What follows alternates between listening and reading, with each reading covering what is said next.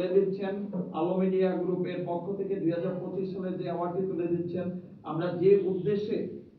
আজকে যে অ্যাওয়ার্ডটি গ্রহণ করেছে তার উদ্দেশ্য যেন সফল হয় এবং সেজন্য আরো ভালো ভালো জায়গা থেকে আরো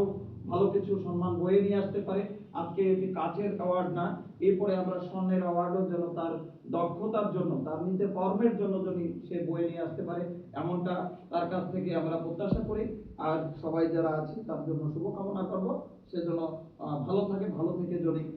সুস্থ থেকে যেন তার সমাজের জন্য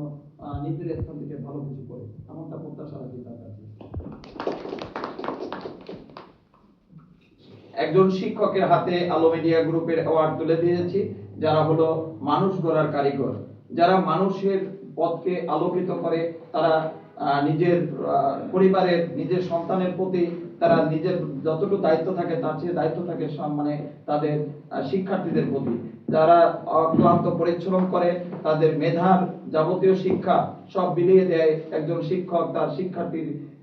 শিক্ষার্থীদের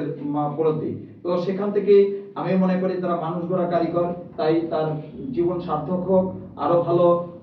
স্থানে এই অর্জন করুক, আরো ভালো কিছু সুনাম অর্জন করুক, আলোকিত হোক, আলো মিডিয়া গ্রুপের স্পর্শে আলোকিত হোক, এমনটা প্রত্যাশা করি। এবং ধন্যবাদ জানাই আহমেদ হোসেন সানু ভাইকে এই সুন্দর আয়োজন করার জন্য। আমরা করতালির মাধ্যমে